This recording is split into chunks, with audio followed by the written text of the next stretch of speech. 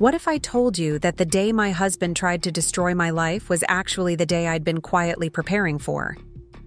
Picture this. One moment you're fixing a client's wedding dress hem. The next you're staring at a text that changes everything. But unlike what you might expect, I didn't panic. I didn't cry. I didn't even miss a stitch. Because while David thought he was pulling the rug out from under me, I'd already secured the floor. Before we jump back in, tell us where you're tuning. Ian from? And if this story touches you, make sure you're subscribed. Because tomorrow, I've saved something extra special for you. My name is Emily Thompson, and at 38, I run the Golden Needle, a custom alterations and design shop in downtown Denver's historic district. People come to me to transform their clothes, to make something new from something old, to fix what's broken. Ironic, really, considering I was about to apply those same skills to my marriage. The silk wedding gown I was working on that Tuesday afternoon shimmered like water under my work lights. The bride had been clear about what she wanted. The dress needed to be perfect for her September wedding in Cherry Creek. As I adjusted the delicate beadwork around the neckline, my phone buzzed against the antique mahogany workbench my grandfather had left me, along with the Victorian house I'd called home for the past 12 years. David's name flashed on the screen. We'd been married for 14 years, and in all that time, he'd never texted me during work hours unless something was truly urgent. His job as a senior software engineer at Denver Software Solutions didn't leave much room for casual midday chats. My first instinct was concern. Had something happened at the office? Was he sick? I wiped my hands on the soft cotton rag I kept beside my sewing machine and picked up the phone. The message that greeted me wasn't about illness or emergency. It was about an ending. Emily, by the time you read this, I'll be on a plane to San Francisco with Hannah. I know this comes as a shock, but I haven't been happy for a long time. I've taken the money from our joint accounts to start fresh. Don't try to contact me. I need space to figure things out. The house payments are due next week. Good luck. The silk gown in my hands didn't tremble. My needle remained steady. The only sign that my world had just shifted was the slight pause in my breathing as I processed what I'd just read. Then, surprisingly, I smiled. Because while David thought he was making a grand escape, he'd actually just triggered the very plan I'd spent the last 18 months preparing. I set my phone down and returned to the wedding dress. Mrs. Charlotte Davis would be here Friday morning to pick it up, and despite my personal drama, her special day wouldn't be affected by my husband's spectacular miscalculation. The Golden Needle had built its reputation on reliability, and that wouldn't change because David had finally revealed his true colors. My phone buzzed again. Another text from my soon-to-be ex-husband. I know you're probably at that sewing shop of yours. Don't make this harder than it needs to be, except this is for the best. That sewing shop. After 14 years of marriage, he still referred to my successful business as if it were a hobby I played at while he brought in the real money.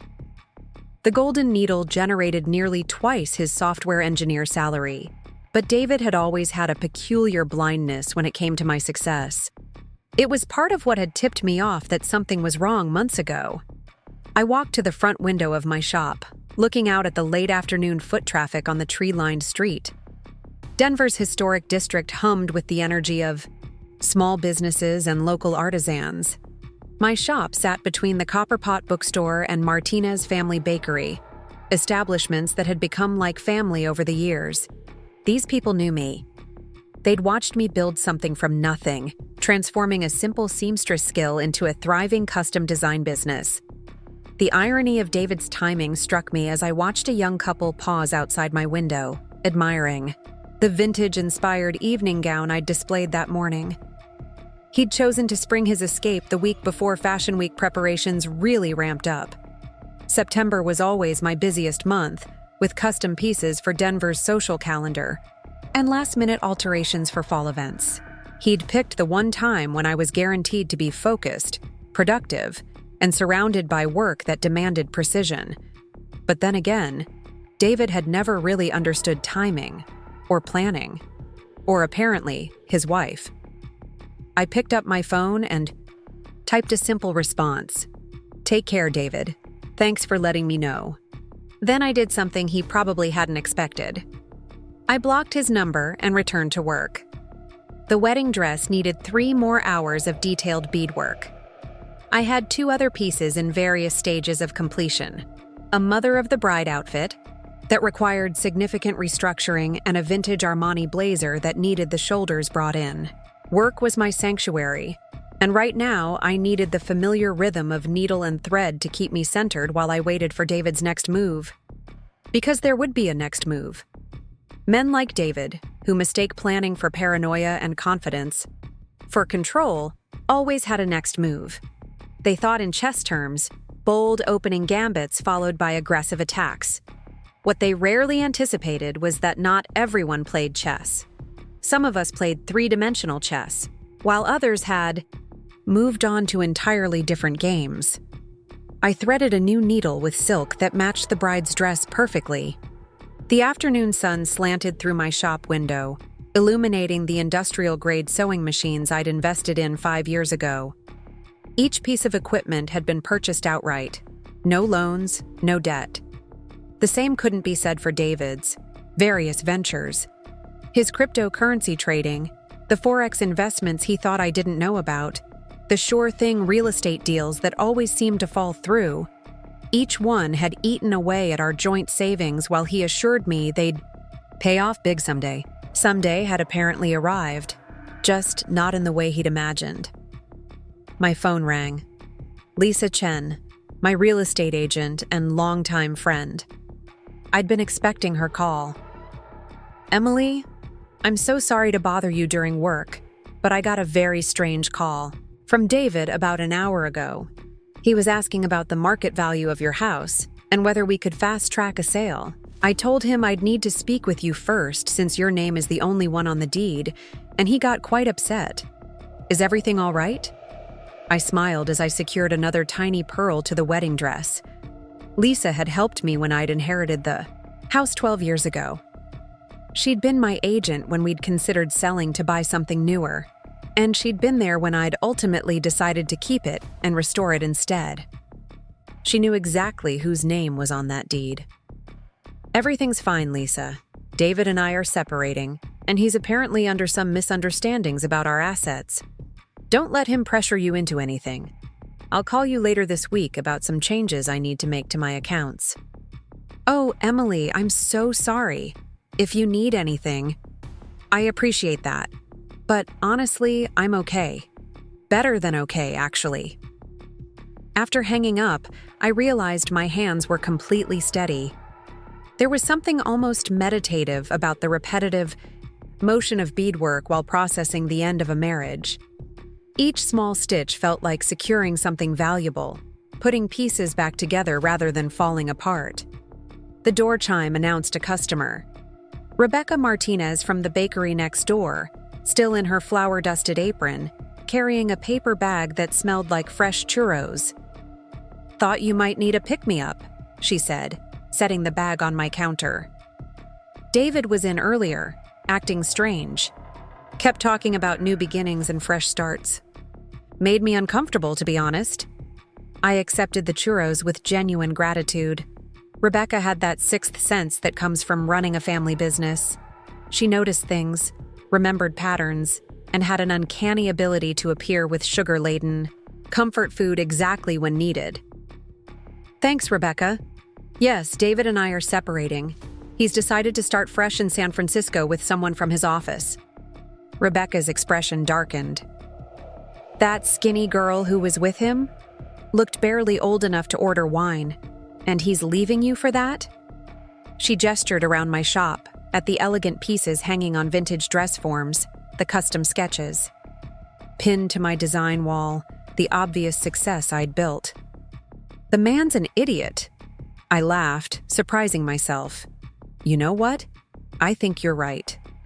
As Rebecca left to return to her bakery, my phone buzzed with a text from an unknown number. David, calling from a different phone. "Stop being childish. We need to talk about the house. You can't afford the payments without me.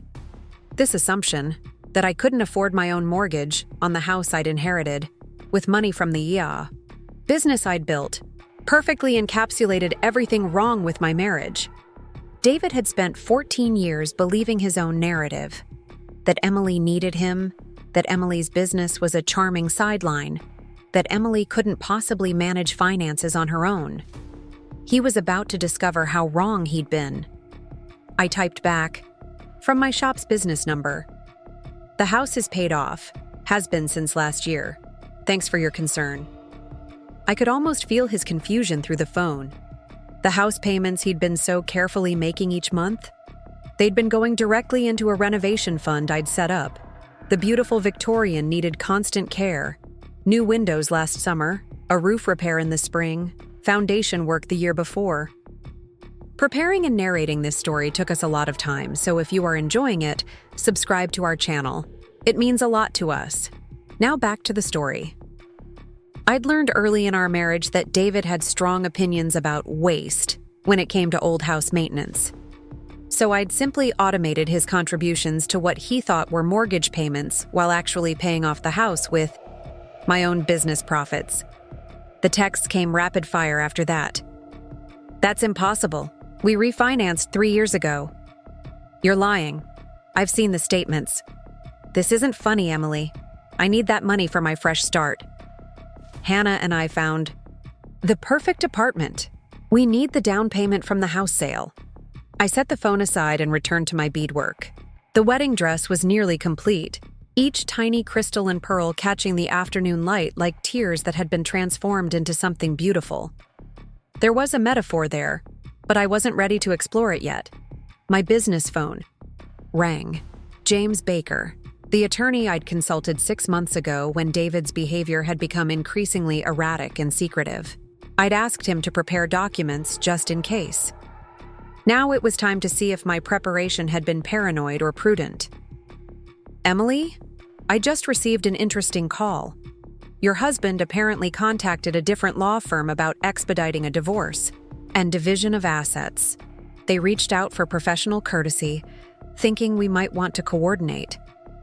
Should I assume it's time to activate those papers we prepared?" "Yes, James, it's time." David made his move today, cleaned out our joint accounts, and left for San Francisco with a colleague. He seems to think he can force the sale of my house and access my business assets. James chuckled. "Well, that's going to be an interesting education for him. Your ducks have been in a row for months. I'll file first thing tomorrow morning." "And Emily? Given what you told me about his hidden trading accounts, his girlfriend, and his pattern of financial deception, I think you're going to be very satisfied with how this plays out." As I hung up, I realized I felt something I hadn't experienced in years. Excitement. Not malicious joy at David's impending shock, but genuine excitement about what came next. The Golden Needle was expanding. I'd been planning a second location, in the Arts District. My design portfolio was strong enough to submit to Fashion Week for the first time. The house renovations were nearly complete, and I'd been sketching plans for a proper design studio in the carriage house. All the dreams I'd put on hold while David chased his fantasies could finally become reality. My phone buzzed one more. "Hi. David, from yet another number. You're making a mistake. I'm giving you one more chance to handle this amicably. Transfer $50,000 to this account by midnight, or I'll make sure everyone knows what you really are. What I really was. A successful business owner. A homeowner.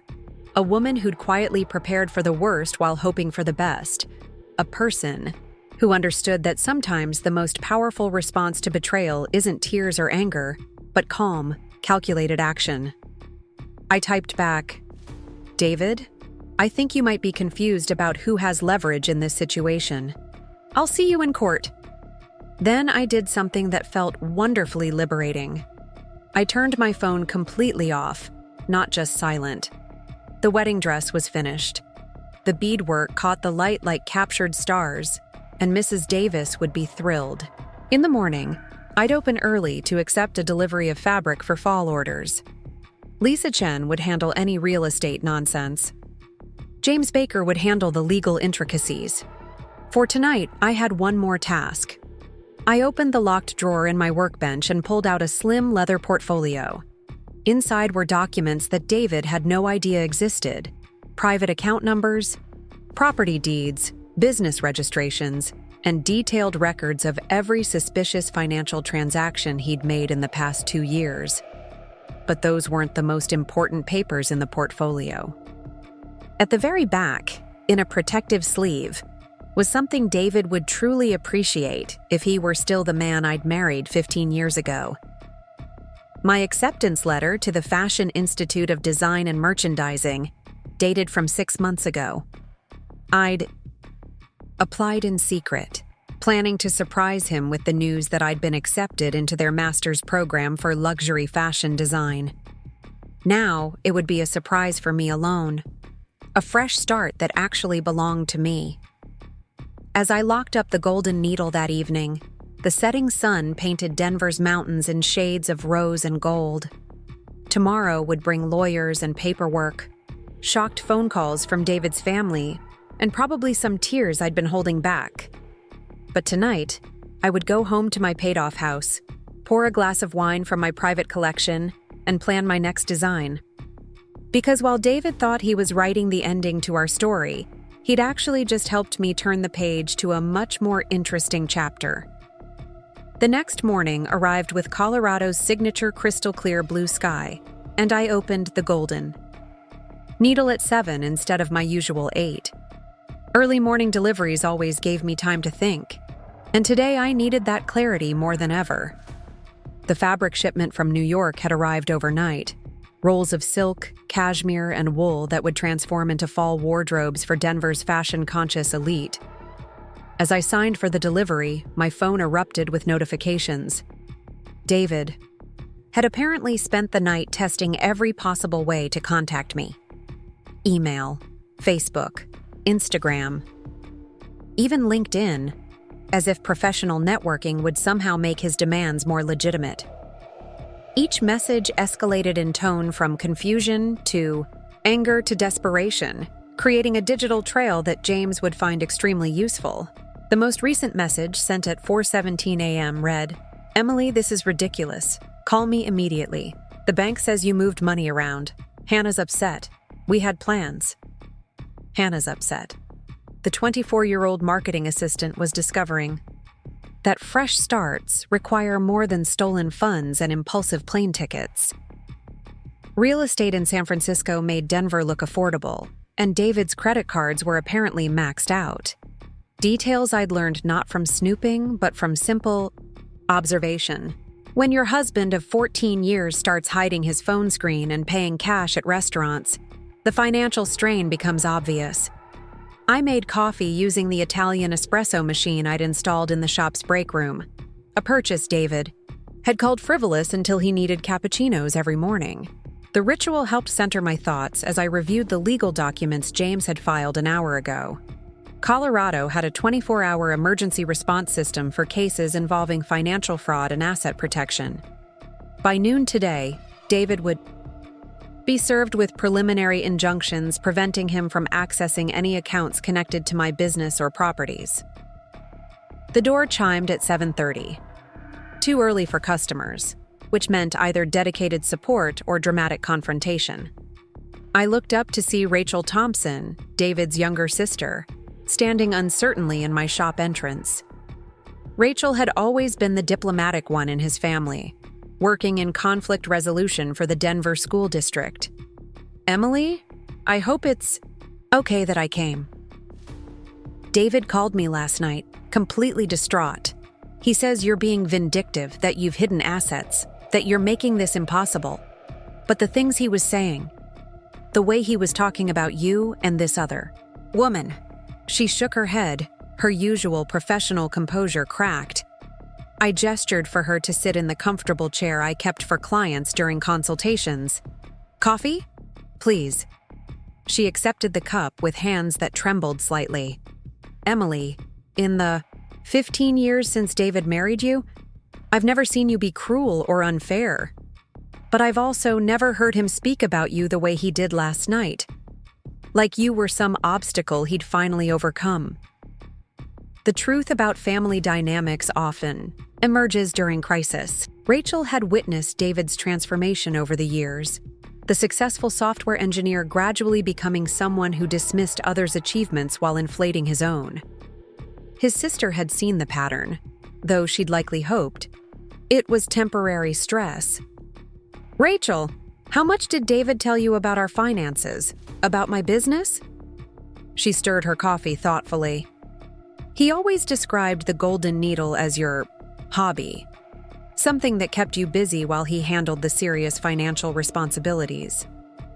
But Emily, this place..." She gestured around the shop, taking in the professional equipment, the custom pieces, the obvious signs of a thriving business. "This isn't a hobby." "No, it isn't. It generates nearly twice David's salary and has for the past 3 years. But he's never acknowledged that. Just like he's never acknowledged that the house we've lived in belongs solely to me, inherited from my grandfather. Or that I've been quietly paying extra on what he thought was our mortgage for years." Rachel's expression shifted as understanding dawned. "The house is paid off." "It's been paid off since last year. I've kept it from David because he'd find ways to leverage it, borrow against it for his next investment scheme. I've watched him cycle through day trading, cryptocurrency, forex markets, always chasing the big score that would prove he's the financial genius he believes himself to be, while building a successful business without taking any unnecessary risks," Rachel finished. "Emily, why didn't you ever tell our family about any of this?" The question hung between us, loaded with implications about loyalty, discretion, and the complex algebra of marriage. I'd spent years protecting David's image with his family, softening his failures, highlighting his successes, maintaining the fiction that we were equal partners in building our life together. Because I loved him. Because I hoped he'd eventually see what I was trying to build with him instead of despite him. Because I guess I thought if I was patient enough, supportive enough, he'd grow into the man I married. My phone buzzed. Denver County Court. James calling with updates. "Excuse me, Rachel, I need to take this." "Emily, we've hit our first snag. David retained counsel overnight. Bradley Marcus from Marcus & Associates. They're claiming duress and requesting an emergency stay on our injunctions." I smiled despite myself. Bradley Marcus, the divorce attorney known for representing husbands who'd underestimated their wives. His success rate in Colorado was impressive until opposing counsel, had 18 months of documentation. "James, please send Mr. Marcus copies of all the evidence we've compiled. The bank records showing David's hidden cryptocurrency trades, the credit card statements for hotel rooms during supposed business trips. And James, make sure he sees the text message where David brags about emptying our joint accounts." Rachel's eyes widened as she caught fragments of the conversation. The image of her brother she'd been holding, the cautious software engineer struggling with modern marriage, was crumbling with each revelation. After hanging up, I found myself explaining more than I'd planned. For 18 months, I've been watching David methodically plan his exit, moving money in small increments to accounts he thought I didn't know about, scheduling business trips that coincided with Hannah's vacation days. Even the timing wasn't accidental. He waited until right before Fashion Week because he assumed I'd be too busy and stressed to respond effectively. "Fashion Week? Emily, you're showing in Fashion Week?" For the first time that morning, I felt genuine emotional tremor, not at my marriage's dissolution, but at sharing a dream I'd kept private for years. I've been accepted as an emerging designer showcase. 3 pieces in the emerging talent section. It's something I've worked toward since I was in design school before I met David. Rachel leaned forward, studying my face. "He doesn't know, does he? He never asked about my work beyond whether it covered its costs. He never looked at my sketches or understood why I invested in specialized equipment. The Golden Needle was always just Emily's shop, never a legitimate business with growth potential." My phone rang again, this time an unknown number. I answered, suspecting it was David using yet another device. "Emily, this is Hannah." The voice was young, uncertain. "I know you probably don't want to talk to me, but David's in the bathroom and I need to ask you something. Did you really pay off your house? Did you really hide money from him?" The audacity was staggering. David's girlfriend, calling to ask me to verify the lies he'd told her. But something in her voice suggested she was realizing her role in someone else's carefully orchestrated drama. "Hannah, I haven't hidden anything. Every account, every asset, every business transaction has been documented and legal. David simply never asked about our actual financial situation, preferring to believe his own assumptions. My house has been in my name since inheritance. My business accounts have always been separate, and yes, I paid off the mortgage last year." Silence. Then, "He told me you were controlling his access to money, that you made him feel trapped." "Hannah, you're 24. You work in marketing. I'm going to guess you understand numbers better than David gives you credit for. Ask him to show you bank statements. Ask him about his cryptocurrency investments. Ask him why he's maxed out 3 credit cards without mentioning it to you." I did ask about the credit cards. He said it was temporary, that once the house sold— "My house isn't for sale. It's paid off, renovated, and not part of any marital assets because I inherited it and kept it separate. David knows this. He's known for years." Another long pause. "I think I need to go. I'm sorry for calling." "Hannah, for what it's worth, you deserve someone honest. Someone who doesn't need to steal from their spouse to afford a fresh start." After hanging up, I found Rachel studying the certificates on my wall. Licenses, business registrations, and a prominent Better Business Bureau rating I'd earned through years of reliable service and satisfied clients. "Emily, I'm so sorry. I'm sorry for how our family will react when they learn the truth about David. I'm sorry for how we've all been complicit in dismissing your work. And I'm sorry my brother turned into someone I don't recognize." The morning continued with a steady stream of clients. Mrs. Janet Walsh picking up her custom suit for the Chamber of Commerce Gala, the Johnson twins for final fittings of their homecoming dresses, and Mr. Chen adjusting his tuxedo sleeves for his daughter's wedding. Each interaction reminded me why I'd built this business: the satisfaction of helping people present their best selves, the artistic challenge of making difficult fabrics behave, the community connections formed through shared celebrations. Around 11, Lisa Chen arrived with a folder full of paperwork. "Emily, I've had 3 more calls from David this morning. He's demanding I list the house immediately at below market value, claiming you've agreed to a quick sale. I've explained that I can't list any property without approval from the owner on the deed, but he's becoming increasingly agitated." We sat at my consultation table, spreading out documents that told the real story of my financial independence. Property deeds, business licenses, tax returns showing consistent profits, and loan documents proving my creditworthiness without David's income. "Lisa, what would you value the house at in today's market? Fully renovated, with the workshop conversion and the new landscaping?" She pulled out her realtor calculator, tapping numbers with practiced efficiency. "Conservatively, 800,000. But Emily, given the location and the quality of restoration you've done, I think we could get closer to 950 in a proper sale. Maybe more if we time it right. $950,000. The Victorian inheritance that David had always treated as our backup plan now represented security he'd never actually contributed to. I'd spent 12 years maintaining, improving, and protecting this asset, while he dreamed of modern condos and investment properties. My phone buzzed, James with an update. "Emily, this is interesting. Mr. Marcus just submitted a financial disclosure on David's behalf, and there are some significant discrepancies with what David told you about your shared assets. According to his filing, he's claiming sole ownership of several cryptocurrency investments worth approximately $200,000. But he's also claiming inability to access them currently due to market conditions. Market conditions meaning he gambled and lost? That's what we need to determine. His attempt to freeze your business accounts has been denied, by the way. The judge recognized clear separation of assets and is requiring more evidence before any joint property decisions are made. As I processed this information, Rachel caught my attention. Emily? I just got a call from Mom.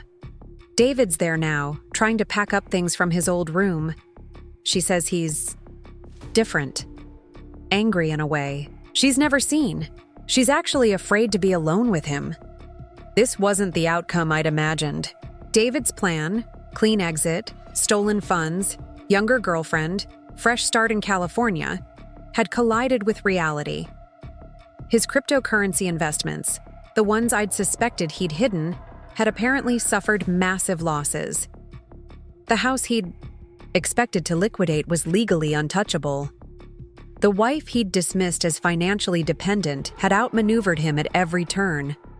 The transformation from confident schemer to desperate man was happening faster than anticipated. Margaret Thompson, David's mother, had always been protective of her son's ego. If she was calling Rachel to express concern, something significant had shifted.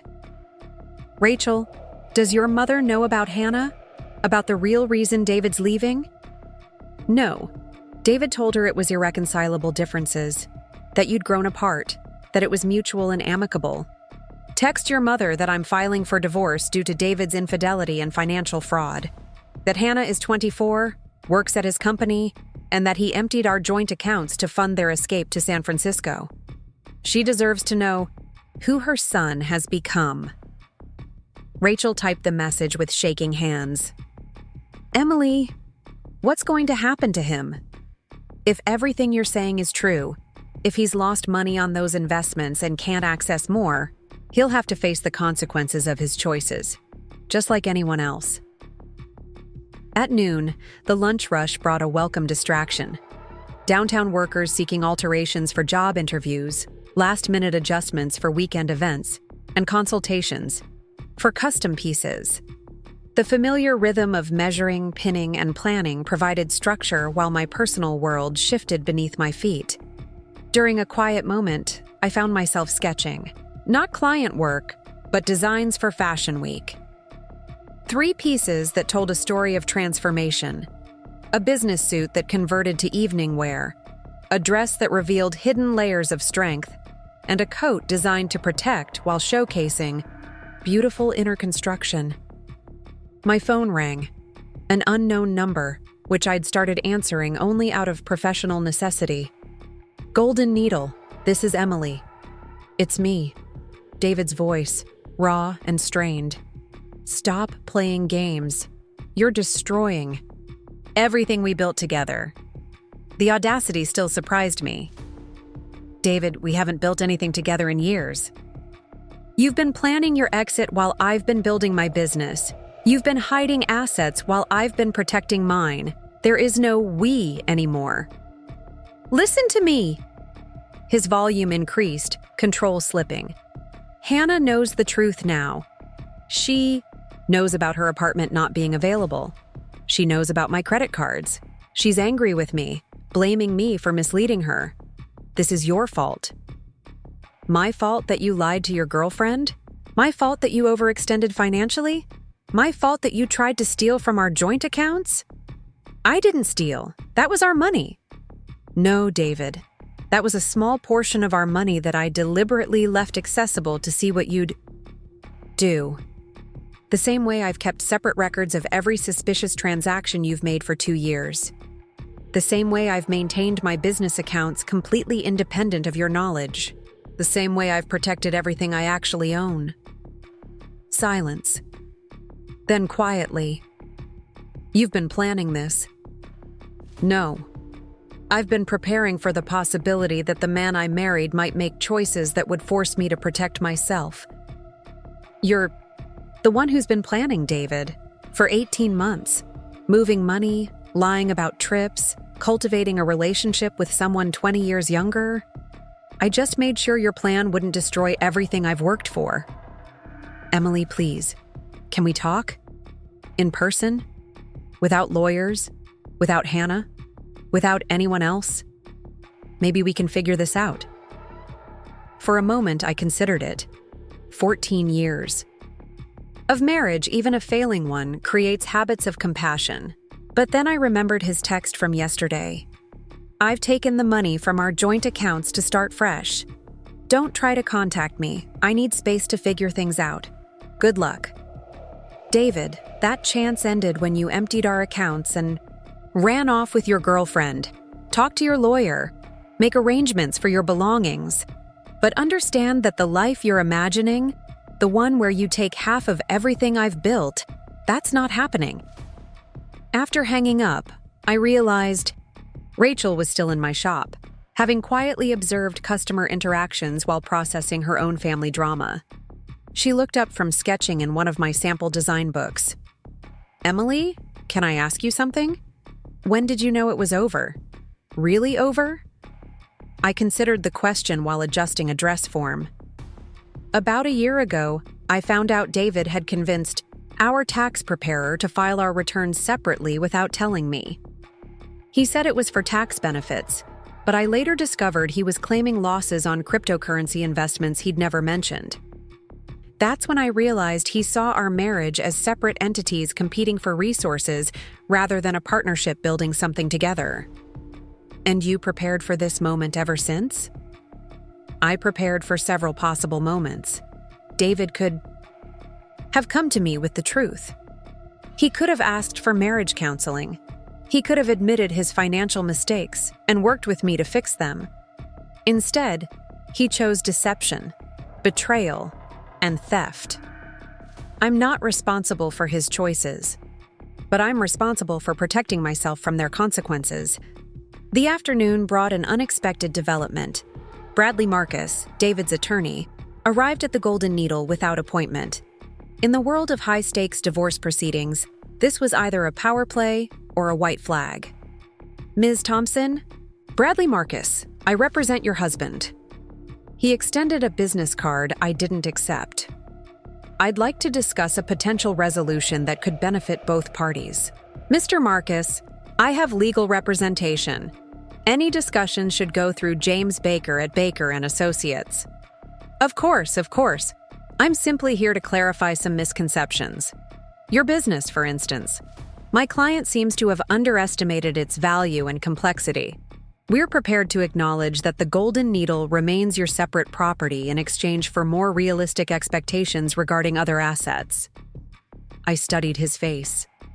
Bradley Marcus had built his reputation on aggressive negotiations and unexpected strategy shifts. But his body language suggested someone recalculating odds based on new information. And David's expectations are? Reasonable division of joint assets, including the house. Perhaps a structured buyout over time to avoid forced sale. Mr. Marcus, has your client shown you the property deed? The one that clearly shows the house has been my sole property since inheritance? The one I've never added anyone to, despite multiple suggestions from David? His professional mask slipped slightly. We're still reviewing all documentation. I suggest you review more carefully. And Mr. Marcus, you might also want to investigate David's cryptocurrency activities and why he's suddenly claiming inability to access apparently significant investments. Your client hasn't been entirely forthcoming about his financial situation. After he left, Rachel looked at me with newfound respect. You're not the scared, abandoned wife he expected, are you? You're the opponent he never anticipated. I'm not his opponent, Rachel. I'm just someone who learned to protect herself when her husband became someone else entirely. David created this situation through 18 months of planning and deception. I just made sure I wouldn't be destroyed by it.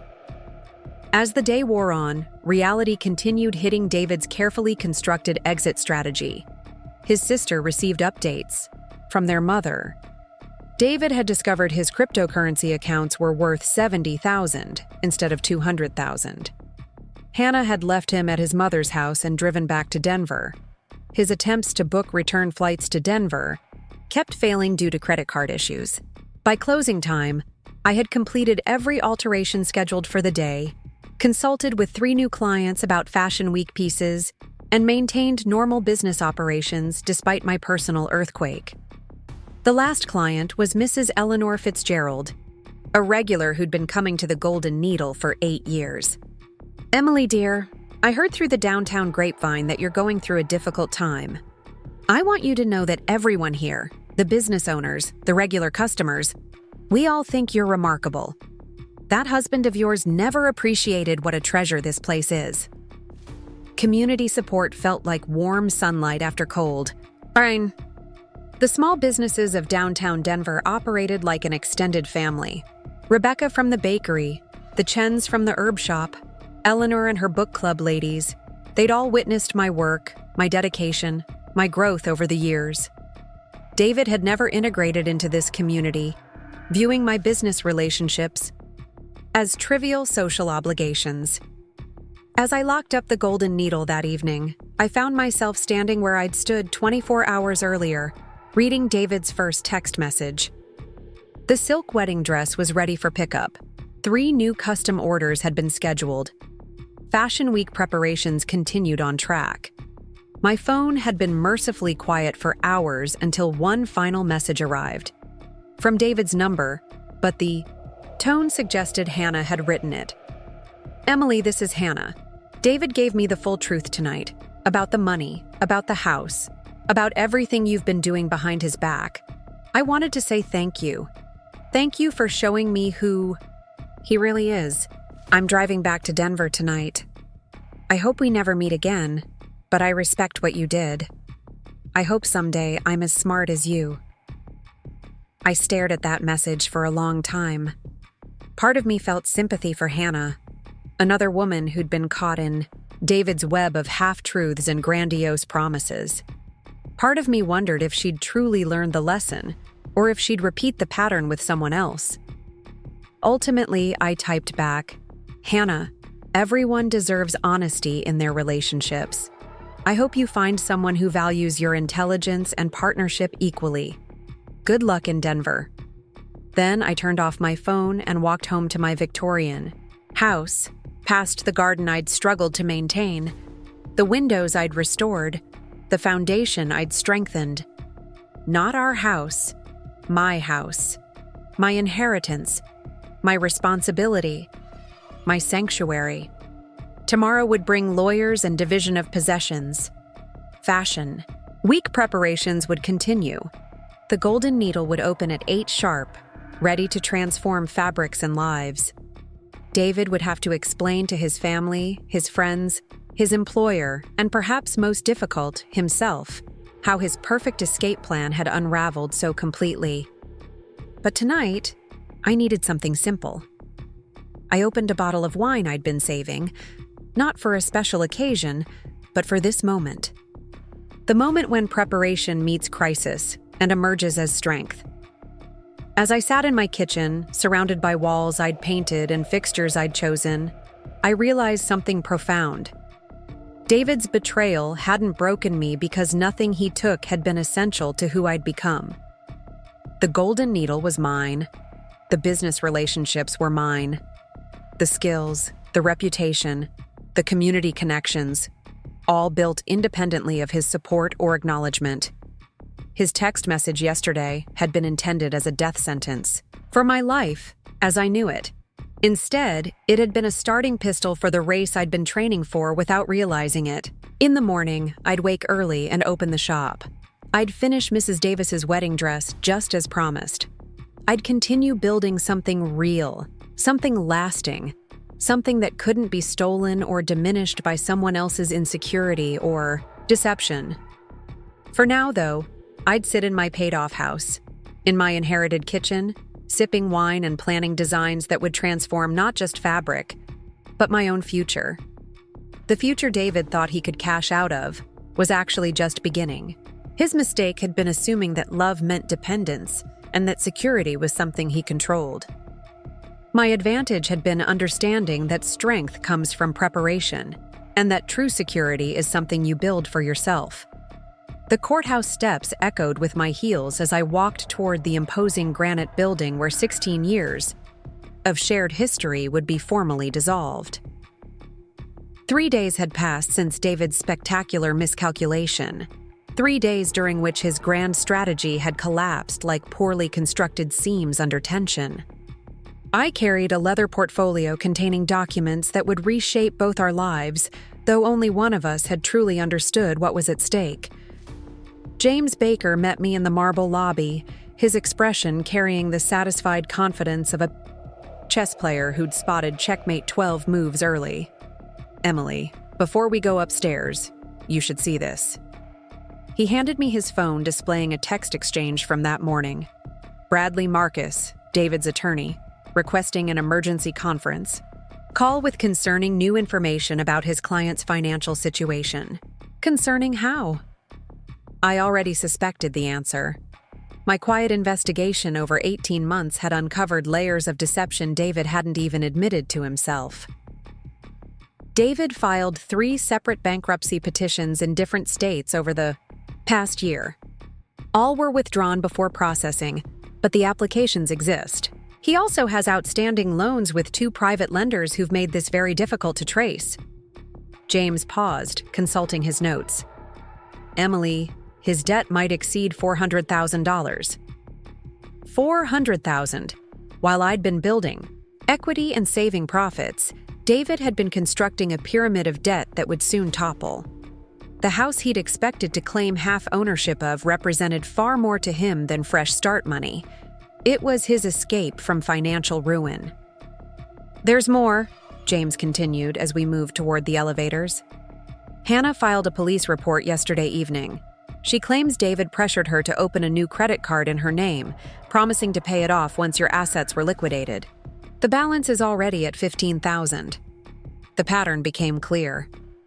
David's confidence hadn't stemmed from having a plan, but from desperation masquerading as strategy. Each move he'd made, Hannah, the joint account raid, the announcement timing, had been calculated not for maximum impact on me, but for maximum protection of his hidden financial disaster. Courtroom B was smaller than the dramatic settings, portrayed in legal dramas, but the proceedings carried more weight than any fictional spectacle. David sat beside Bradley Marcus, a different man from the cocky husband who'd sent that first text. His designer clothes from 3 days ago had been replaced with an ill-fitting suit that emphasized how much weight he'd lost. Dark circles shadowed his eyes, and his hands trembled slightly as he shuffled through papers. Margaret Thompson occupied the first row behind him, her maternal protection warring with visible disappointment. Rachel sat 3 rows back, deliberately distancing herself from immediate family while still showing support through presence. The dynamics spoke volumes about how quickly unified families can fracture when truth surfaces. Judge Miranda Castillo entered with the no-nonsense efficiency that had made her legendary in Denver family court. She'd built her reputation on seeing through manipulation and rewarding preparedness over emotional appeals. As settlement judges went, she was exactly who I wanted reviewing our case. "Mr. Marcus," Judge Castillo began after formalities, "my understanding is that new information has emerged regarding asset valuation and debt disclosure. Please proceed." Bradley Marcus stood, his earlier confidence replaced by someone trying to minimize damage. "Your Honor, we've discovered that Mr. Thompson's financial situation is significantly more complex than initially disclosed. There are existing debts that affect the division calculation, and some assets listed in our original filing may not be accessible in the timeframe we projected." "Mr. Baker?" The judge turned to my attorney. "How does this affect Mrs. Thompson's position?" "Your Honor, Mrs. Thompson has maintained scrupulous documentation of all assets and debts throughout the marriage.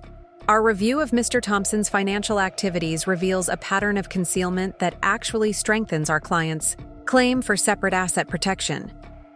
The next 2 hours unfolded like watching fabric strips being systematically unknotted. James presented bank statements showing David's systematic transfer of small amounts to hidden accounts. Credit reports revealing maxed cards I'd never known existed. Investigation reports tracing David's cryptocurrency trades, 17 separate platforms, most showing substantial losses. email chains between David and private lenders discussing consolidation strategies. Each document painted a picture of financial chaos that David had been desperately trying to manage alone, rather than acknowledging the scope of his mistakes. The house, my business, even our modest joint savings. Everything he'd attempted to claim was actually leverage against debts he'd hidden for years. "Mr. Thompson," Judge Castillo finally addressed David directly, "you've admitted to withdrawing $12,000 from joint accounts with the intent to relocate permanently without your wife's knowledge. You've subsequently been unable to provide complete financial disclosure with new debts surfacing daily. The question I need answered is simple. In what universe did you believe this strategy would benefit either party in a divorce proceeding?" David shifted uncomfortably. "Your Honor, I was trying to make a clean start. I thought if Emily and I separated quickly, we could both move on without prolonged legal expense. By removing funds without notification? By claiming ownership of property you didn't own? By failing to disclose substantial debts?" The judge's voice carried the tone she reserved for willfully obtuse litigants. "Mr. Thompson, this behavior doesn't suggest someone seeking an amicable separation. It suggests someone attempting fraud." Bradley Marcus intervened before David could respond. "Your Honor, my client acknowledges errors in judgment, but we believe labeling this as fraud overstates the situation." "Then explain these text messages where your client explicitly states his intention to empty accounts and move to another state before his wife could react." James displayed David's own words.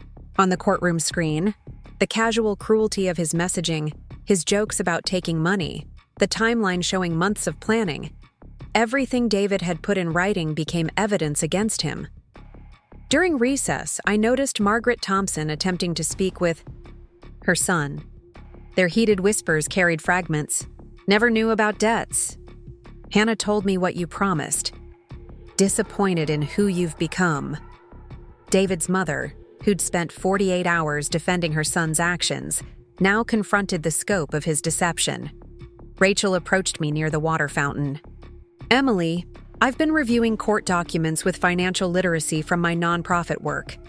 David borrowed against his retirement, took personal loans against his car, even opened store credit cards for cash advances. The debt spiral goes back at least 3 years. 3 years. While I'd been growing the golden needle, carefully separating business and personal finances, planning for Fashion Week, David had been constructing an elaborate financial house of cards. His dismissal of my business success made more sense. Now, it represented the stability he'd been secretly undermining." "Rachel, did David ever discuss his investments with your family? The cryptocurrency trading? The Forex speculation?" "He showed us charts, talked about returns, projected earnings. We all thought he was building something impressive. Mom even asked him to help manage some of her retirement savings last Christmas." Rachel's voice dropped. "He didn't tell her about the losses." The afternoon session focused on asset division. My preparation proved invaluable as James methodically demonstrated the complete separation of my business operations from marital property. The Golden Needle's corporate structure, maintained meticulously for tax and liability purposes, created ironclad protection. Business loans were in my name alone. Equipment leases were under the business entity. Even the $250,000 in business savings had never been commingled with personal accounts. The house discussion revealed David's most fundamental miscalculation. Property records showed clear inheritance documentation dating back 12 years. Every renovation, every maintenance expense, every improvement had been carefully tracked, with receipts and paid through separate accounts or business profits. "Mr. Thompson," Judge Castillo reviewed the deed documents. "You've resided in this property for 12 years. During that time, did your wife ever suggest adding your name to ownership?" "She said it was unnecessary, that inheritance properties were better kept separate for legal protection." David's admission undermined his current claims completely. "And you accepted this arrangement?" "Yes, Your Honor." Yet now you're claiming marital entitlement to half its value, despite never contributing to the principal, never sharing renovation costs, and never being added to the deed. Bradley Marcus attempted mitigation. Your Honor, my client contributed to household maintenance, utilities, and daily expenses over 12 years. We believe this merits consideration. James countered swiftly. Your Honor, Mrs. Thompson has documentation showing she paid 78% of household expenses over the past 5 years, even while her business income exceeded her husband's salary. The discrepancy grew larger each year as Mr. Thompson's financial problems intensified. The mathematics were brutal. I'd provided more than 3/4 of our household support while believing we were equal partners. David's contributions had steadily diminished as he channeled resources toward failed investments and mounting debts. The man who'd accused me of financial control had actually been subsidized by me for years. During final arguments, the complete picture crystallized. David hadn't left for Hannah. He'd left because his financial structure was collapsing, and he needed access to assets he believed I couldn't protect. Hannah was a catalyst, not a cause. Someone whose youth and naivety made his desperate plan seem romantic rather than predatory. Your Honor, James concluded our presentation, Mrs. Thompson has demonstrated extraordinary fiscal responsibility throughout this marriage. She protected assets not from spite, but from prudence. Her husband's pattern of financial deception and attempted theft represents the very scenario these protections were designed to prevent. The judgment was comprehensive and fair, though not what David had architected. He would retain his personal possessions, his compromised retirement account, and his car, which was worth less than its loan balance. His request for spousal support was denied based on his higher historical income and concealed debts. My business, house, and separate accounts remained completely mine. Judge Castillo addressed David one final time. Mr. Thompson, you have 30 days to arrange retrieval of personal belongings from the marital home. Supervised removal only. You are prohibited from contacting your estranged wife directly during pending financial settlements. If your debt situation requires bankruptcy filing, it will be handled separately from this divorce. Questions? David shook his head, finally understanding the futility of further protest. His grand escape had transformed into a supervised retreat, his confident theft attempt into a cautionary tale about underestimating others while overestimating yourself. Outside the courthouse, September sunlight painted the mountains in afternoon gold. James outlined next steps: formalization of agreements, handling of shared utility accounts, coordination with my CPA for tax implications. The mechanics of uncoupling 14 years of intertwined existence required surprisingly little complexity when one person had been planning for contingencies. Margaret Thompson waited by my car, her usual stern demeanor replaced by uncomfortable recognition. Emily, I owe you an apology. Several apologies, actually. We believed David's version of events without question. We assumed financial issues meant you were controlling, not that he was hiding problems.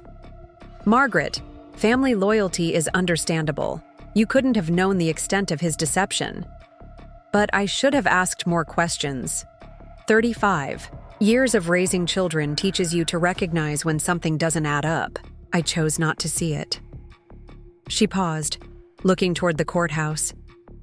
For what it's worth, your business will have my full support. Several of my friends have needed alterations work, and I'll make sure they know about the Golden Needle.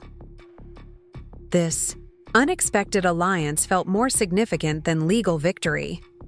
Margaret represented not just family healing, but community reintegration. David's isolation had extended to our social circles, but his mother's endorsement could rebuild those bridges.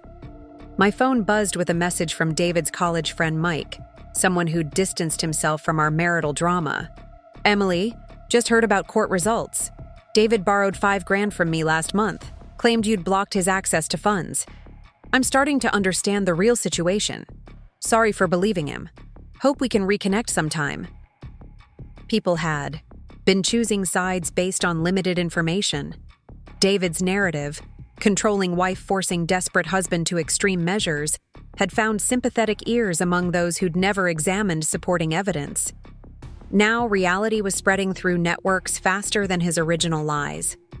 The drive home felt different. Not lighter exactly, but cleaner.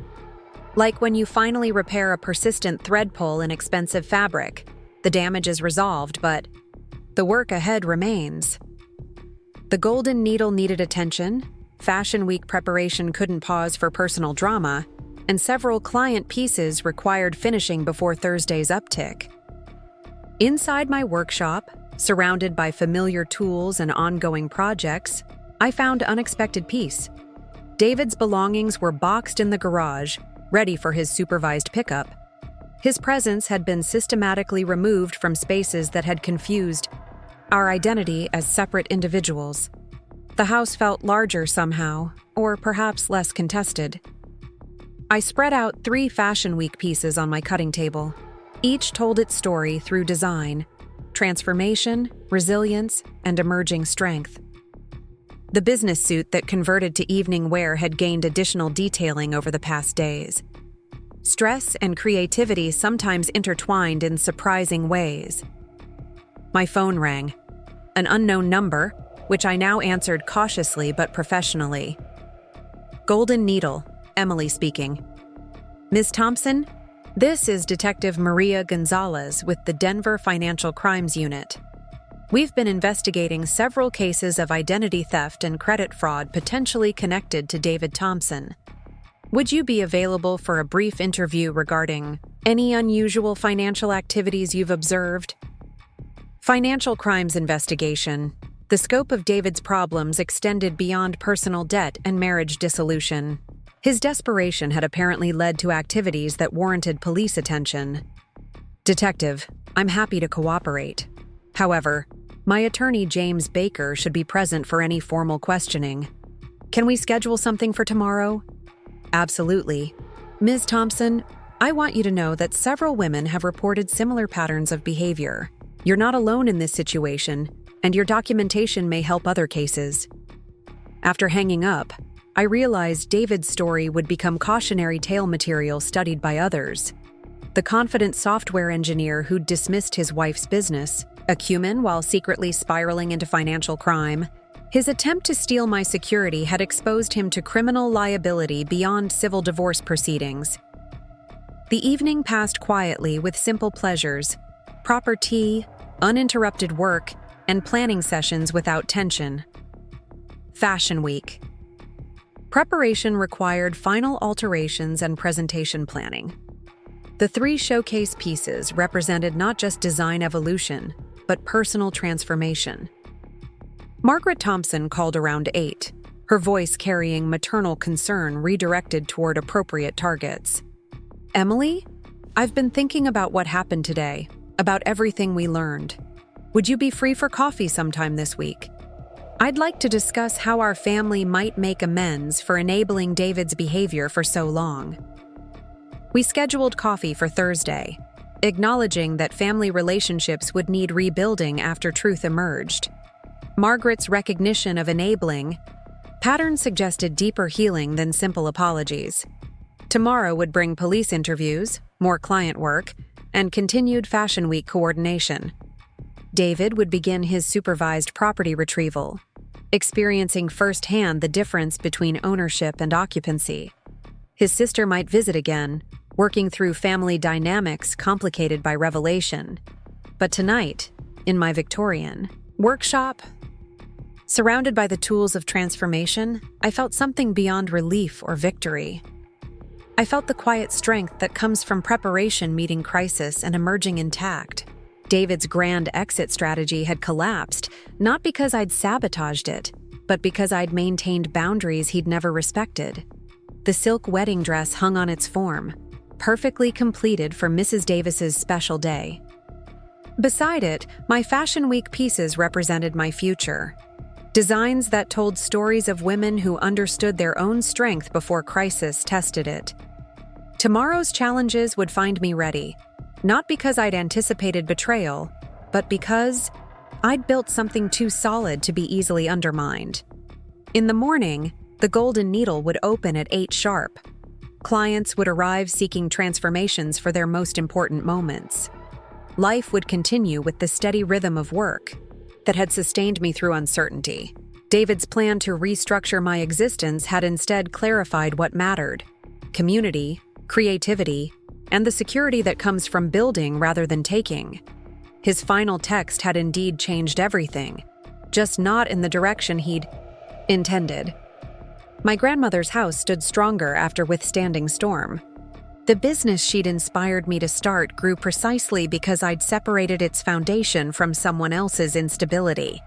The future David had tried to steal was actually just beginning, bright with possibilities he'd never imagined and futures he'd never understand. 6 weeks after the courthouse judgment, Denver's autumn had arrived with its signature golden aspen display, and my life had settled into a rhythm I hadn't experienced in years. The Golden Needle buzzed with pre-holiday preparation. Fashion Week had yielded 3 new high-profile clients, and the house felt like mine in ways it never had during marriage. When the doorbell rang at 7:30 that Tuesday morning, I almost didn't answer. Early morning visitors rarely brought simple news. Detective Maria Gonzalez stood on my porch alongside a woman I didn't recognize, both wearing expressions that suggested official business rather than courtesy calls. "Ms. Thompson, thank you for seeing us without notice. This is Detective Jennifer Walsh from the Arapahoe County Sheriff's Department. We need to discuss some developments regarding David Thompson's financial activities." We settled in my kitchen, where morning light streamed through the restored, original windows. I poured coffee from my grandmother's silver service while the detectives arranged folders on the table. Their presence felt surreal against the domestic normalcy I'd fought so hard to protect. "Ms. Thompson," Detective Walsh began, "our investigation has expanded beyond David's local activities. He's been operating under what we call a financial identity web, creating interconnected accounts across multiple states using slight variations of his personal information. The scope is extensive." She opened the first folder, revealing documents that made my carefully maintained spreadsheets look amateur. Bank statements from institutions in Texas, Nevada, and California. Credit applications bearing David's social, security number but addresses I'd never known him to use. Loan agreements with private lenders whose names appeared repeatedly with escalating interest rates. The pattern suggests he was borrowing from new sources to maintain minimum payments on existing debts, Detective Gonzalez explained. A classic Ponzi structure, but applied to personal finance. He'd reached the point where monthly obligations exceeded monthly income by approximately $8,000. $8,000 every month. For how long? No wonder he'd been desperate to access assets he thought I couldn't protect. No wonder Hannah had seemed like a lifeline. Someone naive enough to not understand the mathematical impossibility of his situation. Young enough to believe promises about fresh starts and better futures. "There's more," Detective Walsh continued. 3 women have filed fraud complaints involving David. Each was convinced to add him as a joint account holder or co-signer, then discovered unauthorized withdrawals. The amounts range from $5,000 to $15,000. I thought of Hannah, of how he'd pressured her into opening that credit card. The pattern stretched beyond me, beyond her. David had been systematically targeting women, gauging their financial sophistication and exploiting their emotional investment in him. I wondered how many others existed, unknown to law enforcement. "Ms. Thompson, your documentation has been invaluable in establishing timelines and patterns. Many victims hadn't maintained the level of financial tracking you did." Detective Gonzalez paused. "We need to ask, did you ever suspect he might be involved in this with others? Any mention of business partners, investment advisors, financial counselors?" I considered the question while watching steam rise from our coffee cups. David had always worked alone in his financial schemes, treating them as personal triumphs or private failures. His ego wouldn't have tolerated sharing credit for success or admitting the need for help with failure. Never. David's pride meant he had to be the smartest person in every room, especially regarding money. He'd lecture financial professionals on better strategies while secretly drowning in debt he couldn't manage. The idea of collaborators would have threatened his self-image. Detective Walsh made notes, then shared another revelation. His former employer, Denver Software Solutions, contacted us yesterday. They've discovered irregularities in client account management dating back 18 months. Nothing risen to the level of embezzlement, but definitely policy violations involving personal information access. The implications multiplied. David hadn't just been struggling with personal finance. He'd been using professional access to identify potential targets. The confidence with which he'd approached our divorce, his certainty that I'd be financially helpless, suggested he'd applied lessons learned from engineering more successfully targeted schemes with others. My phone rang from across the kitchen. Rebecca from the bakery, probably wanting to confirm my Thursday catering order for a client event. I let it ring, focused on the detectives who were reshaping my understanding of what I'd lived through. There will be additional interviews, Detective Gonzalez said. We're building a comprehensive case that may involve multiple jurisdictions. Your divorce proceedings actually interrupted what could have been much larger financial crimes. His plan to access your house equity suggests he was seeking one significant score to resolve immediate obligations. The plan's scale made more sense now. Not just leaving his wife for someone younger, but orchestrating what he believed would be a $250,000 exit strategy, selling my house quickly below market value, claiming half the proceeds, using that to pay pressing debts while maintaining the illusion of success for Hannah and anyone else who might question his sudden change in circumstances. Will David be arrested? The question felt strange to ask. Despite everything, the idea of him in police custody rather than just civil court created an odd emotional response. 14 years of marriage don't evaporate instantly, even when those years included massive deception.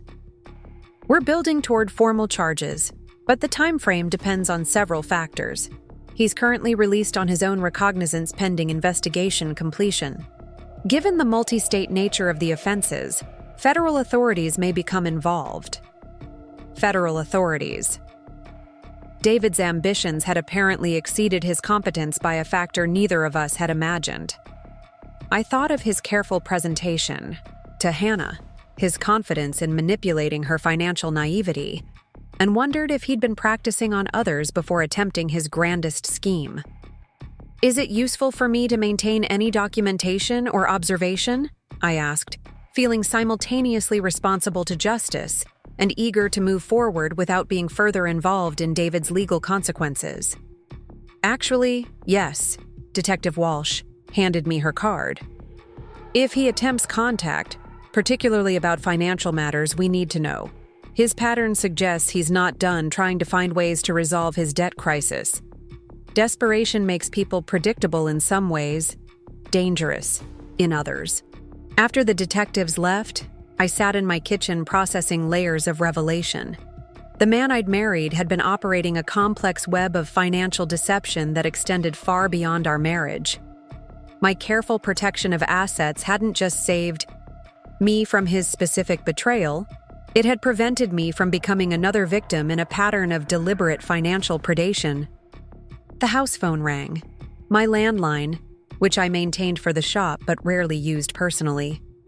I answered to find Margaret Thompson on the line, her voice carrying the weariness that comes from extended crisis. Emily, I hope it's appropriate to call. There are police officers here asking about David's financial activities. They mentioned speaking with you. I think we need to prepare for this to become public in ways none of us anticipated. Margaret's call represented more than maternal concern. As David's family navigated criminal investigation alongside divorce fallout, community perception would shift again. The sympathetic figure of the middle-aged man seeking midlife fulfillment would transform into the suspected financial predator. Our divorce story would become a chapter in a larger narrative about systematic deception. Margaret, I appreciate you calling. The detectives were here this morning. The scope of David's problems extends far beyond what we discussed in court. Emily, I need to ask something difficult. Do you think David ever stole from you before? These recent events? Small amounts, maybe. Things you might have attributed to other causes. I considered her question carefully. Over the years, I'd noticed discrepancies. Cash envelopes from craft shows that seemed lighter than expected, client payments David had offered to deposit that never appeared in full amounts, his insistence on handling certain financial transactions, while claiming protective motivation. Possibly, I attributed it to carelessness or misunderstanding. David was always confident about financial matters, so I deferred to his judgment more than I should have. Now I wonder if that confidence was deliberate manipulation disguised as expertise. We spoke for another 15 minutes, Margaret sharing updates about police questions and David's current living situation. A downtown apartment financed by credit cards, she suspected, not sustainable income.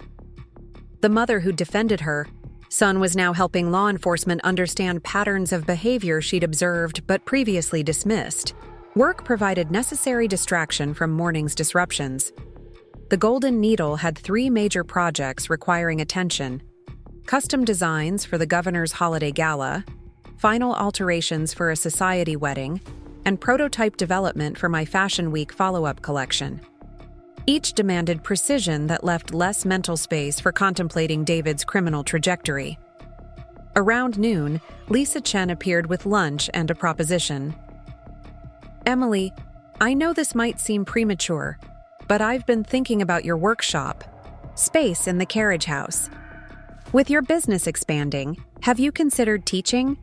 Not just alterations, but design classes? There's growing interest in local fashion education.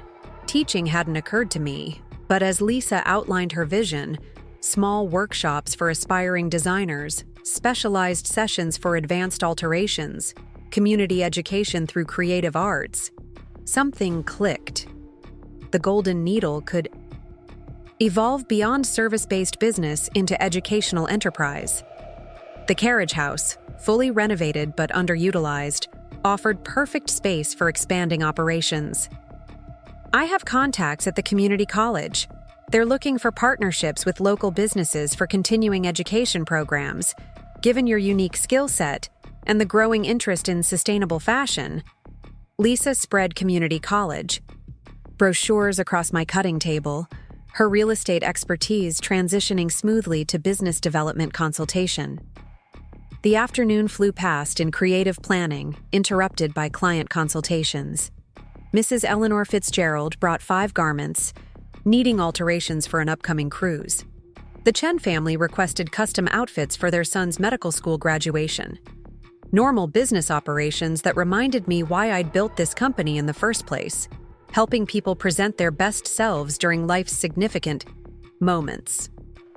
Around 3, Rachel Thompson arrived unannounced, carrying coffee and the awkward expression of someone bearing complicated news.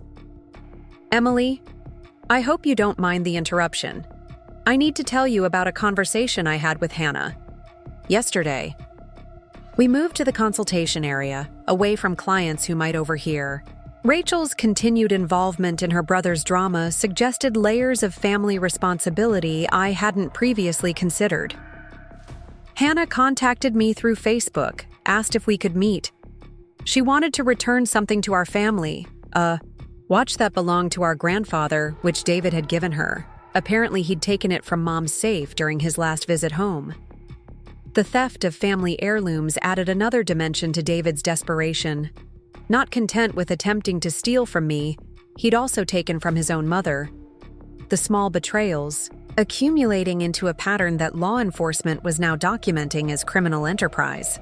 She's terrified, Emily. Not just about the credit card debt he stuck her with, but about what else he might have done in her name without her knowledge. She asked if you'd speak with her, maybe help her understand financial protection. I know it's asking a lot. The request presented ethical complexity. Speaking with Hannah might help someone desperate for guidance. It might also complicate ongoing police investigations or divorce proceedings. But beneath those concerns lay simple human compassion for another woman who'd been manipulated by someone she'd trusted. I'll consider it. Maybe through her attorney, if she has one. And Rachel, has your family considered legal counsel for these potential criminal charges? We've already retained someone. Different firm from Bradley Marcus.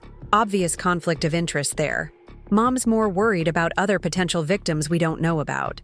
David apparently mentioned business ventures, investment opportunities. She's wondering if any of her social circle might have been approached. These revelations compounded throughout the afternoon. I finished the governor's wife's evening gown while fielding additional call from Detective Gonzalez, requesting copies of specific documents they'd need for comparison with evidence from other cases. The parallel investigations, civil divorce, criminal fraud, financial crimes across state lines, created administrative demands that threatened to overwhelm my scheduled productivity. Evening brought unexpected peace. With the shop locked and quiet, I arranged my Fashion Week sketches on the large design table, studying silhouettes that told stories of strength, transformation, and independence. Tomorrow's challenges could wait. Tonight required creative focus. My landline rang at 7:15, interrupting this peaceful interlude. Unknown number, which generally meant either sales calls or David attempting contact through borrowed phones. Hello? Emily? Hannah's voice, tentative and younger than I remembered. Rachel gave me your number. I know this is weird, but I need to ask you something. The police want to know about financial things David did, but I don't understand half of it. They asked if he ever mentioned planning to sell a house in Denver, and I said yes. But now they're looking at me strange. Did I say something wrong? I sat at my kitchen table, processing this latest development. Hannah didn't understand that mentioning pre-planned house sales could suggest knowledge of David's criminal intent. Her naivety, which had made her attractive to David, now potentially implicated her in his schemes. Hannah, do you have a lawyer? No. Should I? I thought I was just answering questions about someone else's crimes.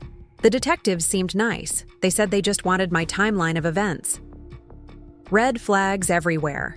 Someone with no legal representation, discussing potential financial crimes with detectives who were building a case against her former boyfriend.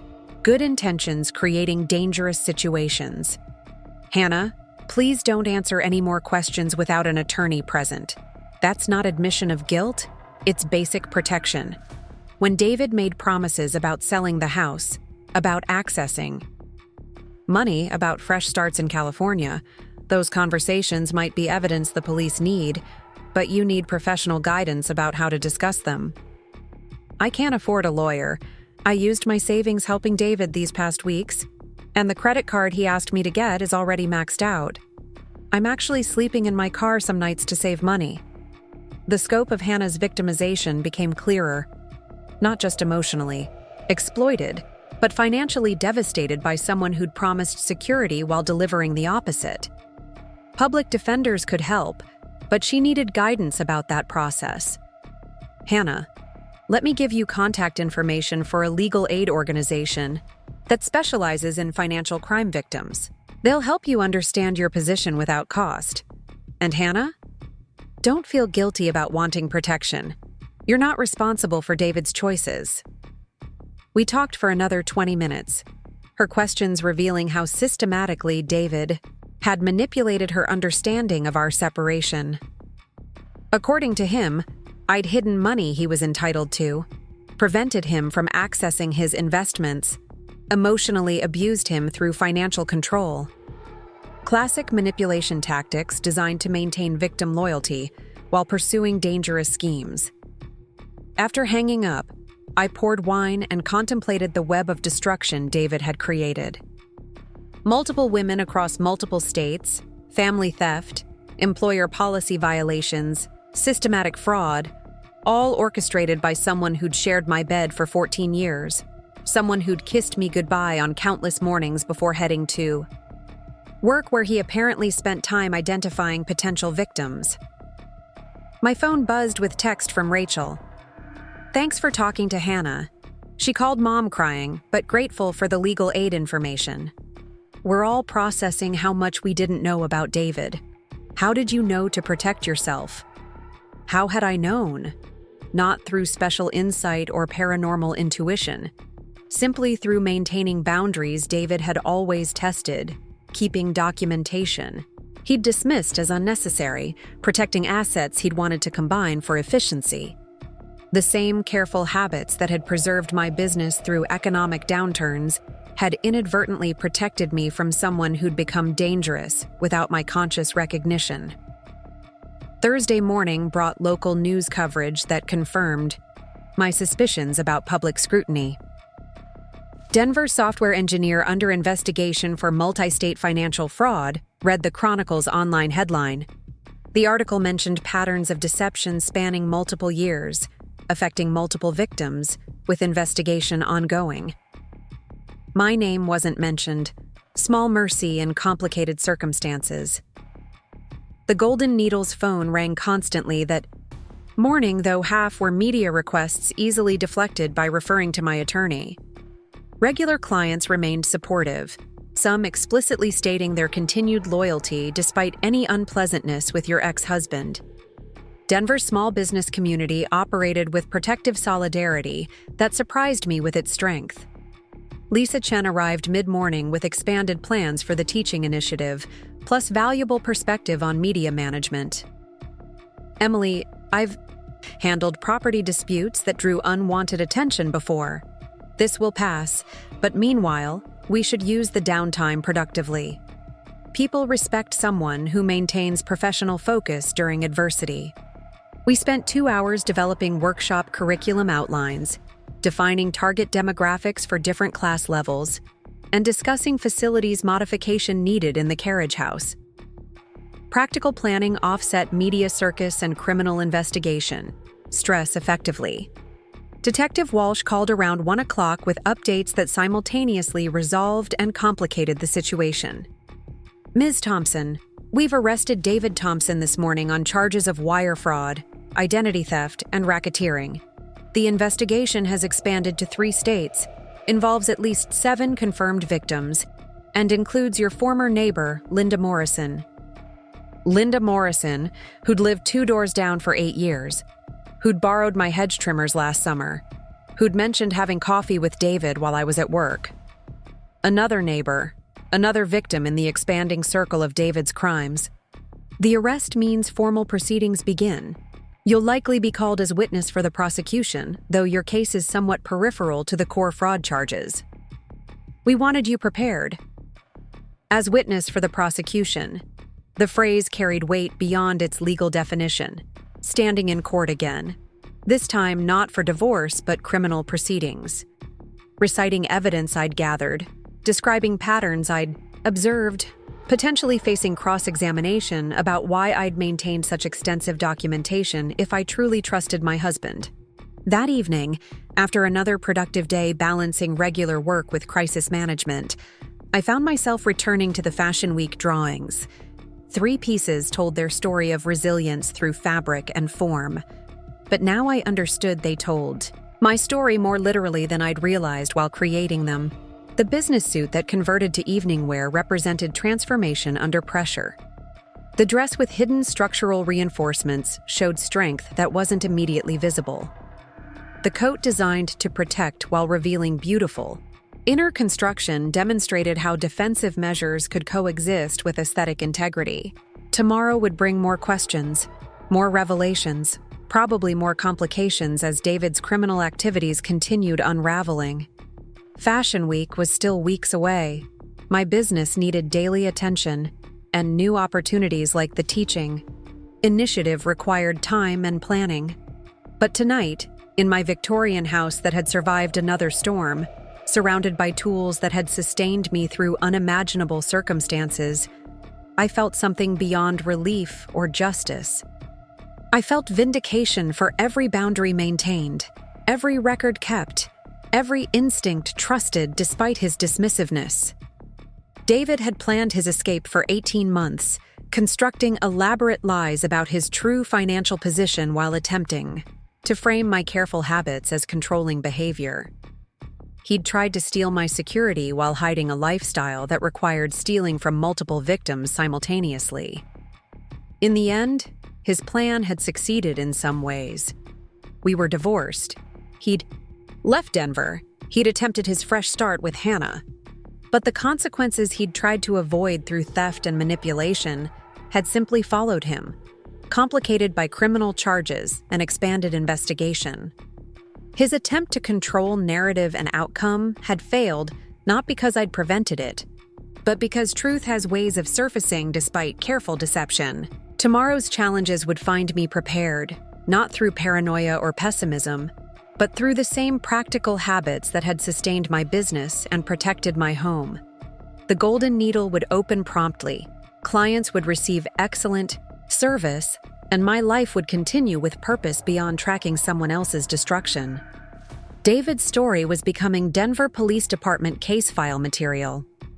Mine was just beginning its next chapter, one where Fashion Week preparation, business expansion, and community teaching initiatives held more weight than anyone's attempt to diminish what I'd built.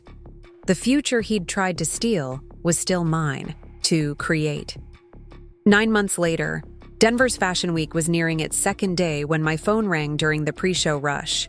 I almost didn't answer, standing in a backstage area buzzing with models, photographers, and coordinators while making final adjustments to my collection's lead piece. But something about the unfamiliar number during this professional milestone felt important enough to warrant a quick glance. Emily Thompson speaking. Ms. Thompson, this is Warden Patricia Rodriguez from the Colorado Correctional Facility. I apologize for calling during what I imagine is a busy time, but you're listed as emergency contact for inmate David Thompson regarding a medical situation. Medical situation? Emergency contact. The words didn't quite process against the background. Chaos of Fashion Week's biggest night. Models were cycling through hair, makeup, and first outfits while technicians adjusted lighting. 3 months of preparation had led to this moment, and suddenly I was fielding calls about my ex-husband's medical needs. I'm sorry, there must be some mistake. David and I divorced last year, and I shouldn't be listed as any kind of contact.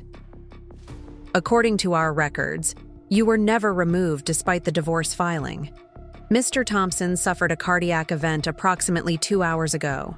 He's stable but requesting specific contacts. Your name appears as primary. The backstage noise faded to a dull roar as reality intruded on achievement. David, sitting in state prison for financial fraud, experiencing heart problems while I prepared to showcase designs inspired by resilience and independence. Life's irony sometimes demonstrated remarkable timing. What exactly do you need from me, Warden Rodriguez? Simply confirmation that you're receiving this notification. Mr. Thompson has the right to inform family members about medical situations, and legally, you were still his listed contact. His sister is already en route. We're not requesting any action from you. After hanging up, I stood among the organized chaos of my Fashion Week debut, processing this interruption. 3 of my designs were about to appear before Denver's most critical fashion audience. Months of work that had begun while surviving my marriage's spectacular dissolution were minutes away from professional validation.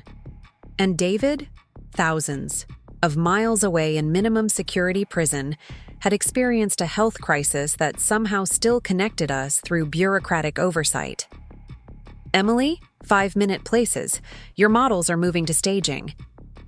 Jeremy, my volunteer coordinator, appeared beside me with a clipboard and the slightly panicked expression of someone managing their first major fashion event. He'd been indispensable during preparations, handling logistics while I focused on creative execution. Right. Yes. Let's do this. The next 40 minutes unfolded like a dream choreographed in precise reality. 3 models walked the runway wearing designs that represented my evolution from careful seamstress to innovative designer. The business suit that transformed from day wear to evening wear earned audible appreciation from industry professionals, seated in the front row. The structured dress with hidden strength details drew murmurs from critics who examined technical construction. The protective coat that revealed beautiful inner architecture received the loudest applause. As I watched, my work presented to Denver's fashion community, I realized these pieces told my complete story without anyone understanding the full narrative.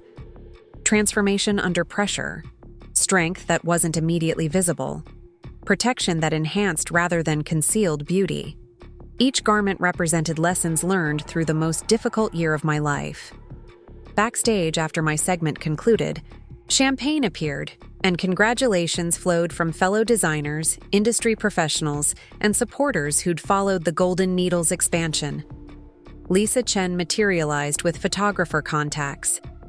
Rebecca from the bakery had somehow gained backstage access to deliver celebratory churros. Margaret Thompson appeared with flowers and an expression that carried complicated emotions. Emily, those designs were absolutely stunning. I've never seen you more confident. She paused, considering her next words. I got a call about David. The prison contacted us as well. I know. They called me too. Rachel told me yesterday he'd been having chest pains. The stress of prison, apparently, combined with his untreated anxiety about the additional charges being filed. Additional charges. The investigation had expanded beyond initial fraud accusations to include tax evasion and money laundering. David's paper trail had been more extensive than even law enforcement initially suspected. His attempts to manage complex deception had created documentation that ultimately proved more incriminating than any single crime. Margaret, how do you reconcile loving someone with accepting what they've become? The question emerged before I'd fully formed it, champagne and emotional intensity combining to prompt philosophical discussion during celebration. She studied her own champagne thoughtfully. I loved the son I raised, not the man he chose to become. Those might be different people entirely. You loved the young engineer with dreams, not the criminal who developed sophisticated fraud schemes. Maybe we both mourned someone who stopped existing years before we admitted it. Our conversation was interrupted by strangers with questions about my designs, by potential clients interested in custom work, by fashion bloggers requesting interviews.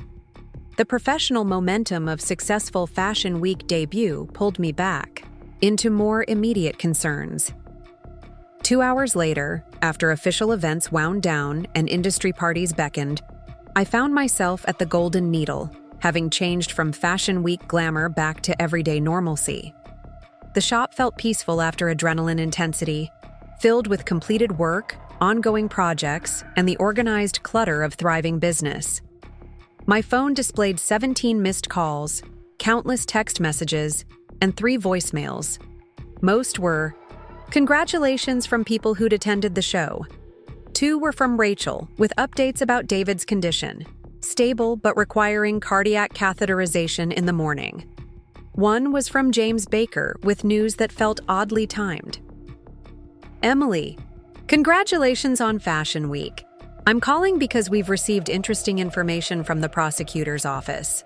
David's cooperating with authorities now, providing information about other potential fraud cases. As part of plea negotiations, he's agreeing to pay restitution to all identified victims. Given the scope of his assets, including prison work, wages, and any funds recovered, estimates suggest you might receive partial compensation for documented losses within 12 to 18 months. Restitution. The money David had stolen, the funds he'd attempted to claim, could potentially return through legal channels I hadn't anticipated. Not full amounts, given his already depleted resources, but acknowledgement of harm done accompanied by systematic effort to repair what could be repaired. Late evening brought solitude and reflection time. Fashion Week success, professional recognition, business expansion opportunities, and restitution possibilities created a positive energy that contrasted sharply with medical emergencies and criminal proceedings. Life's complexity didn't pause for dramatic revelations or personal triumphs. It continued mixing joy and sorrow, victory and concern, progress and consequence. Around 10 o'clock, my home phone rang. Late calls had become associated with crisis, but tonight they could as easily bring additional fashion world feedback. I answered, prepared for either possibility.